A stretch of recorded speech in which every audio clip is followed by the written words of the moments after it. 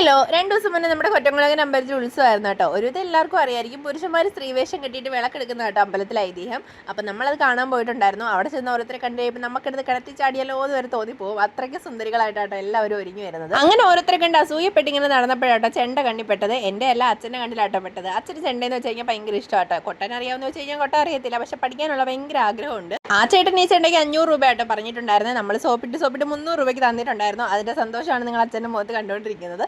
ഞാൻ അതും വാങ്ങി മുന്നോട്ട് നടത്തുമ്പോഴാട്ടോ ഇതിലും വലിയൊരു ചെണ്ട 500 രൂപയ്ക്ക് ഒരു ചേട്ടൻ വില പറഞ്ഞത്. പക്ഷെ അബദ്ധമായി പോയി. എല്ലായിടത്തും ഒന്ന് കറങ്ങി നടന്ന് വില തിരക്കിയിട്ട് വന്ന് വാങ്ങിയാൽ മതിയായിരുന്നു കേട്ടോ. ഇനിയിപ്പോൾ പറഞ്ഞിട്ട് കാര്യമില്ല, വാങ്ങിയത് വാങ്ങി. അത് എൻ്റെ കണ്ണ് നേരെ പോയത് കമ്മലിലോട്ടാട്ടോ. ഏത് ഉത്സവപ്പറമ്പിൽ പോയാലും കമ്മലിൻ്റെ തിളക്കം കാണുമ്പോൾ നമ്മുടെ പെൺപിള്ളേരെ കണ്ടൊരു ഇതെല്ലാം അങ്ങോട്ടായിരിക്കും പോകുന്നത്. ഉത്സവപ്പറമ്പിൽ ചെന്ന് കഴിഞ്ഞാൽ മാലവള ഐറ്റംസിനോടൊന്നും എനിക്കങ്ങനെ പ്രത്യേകിച്ച് ഒരു കമ്പമില്ല കേട്ടോ. എൻ്റെ കണ്ണ് എപ്പോഴും കമ്മലിൻ്റെ അകത്തായിരിക്കും. അങ്ങനെ നമ്മളവിടുന്ന് ഒരു കമ്മൽ മേടിച്ചിട്ടുണ്ടായിരുന്നു.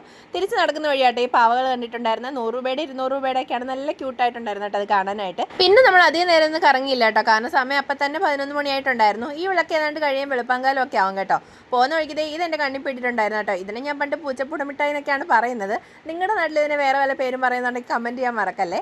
അങ്ങനെ പിന്നെ നമ്മൾ ഓരോ ഐസ്ക്രീം വാങ്ങിച്ചിട്ട് പതുക്കെ നടന്നിട്ടുണ്ടായിരുന്നു. അമ്പലത്തിൽ സുന്ദരികളെ കണ്ട ഹാങ് ഓവറിൽ വീട്ടിൽ വന്നപ്പോൾ ലക്കി ഒരുക്കാനൊരു മോഹം തോന്നിയിട്ട് ഒരു പഴയ വിഗെടുത്ത് അവൻ്റെ തലയിലൊന്ന് വെച്ച് നോക്കിയതാട്ടോ. പക്ഷെ നല്ല സുന്ദരി കുട്ടിയായിട്ടുണ്ടായിരുന്നു അവൻ. ലക്കിയെ കണ്ടിട്ട് നിങ്ങൾക്ക് എന്ത് തോന്നിയെന്ന് കമൻറ്റ് ചെയ്യാൻ മറക്കല്ലേ.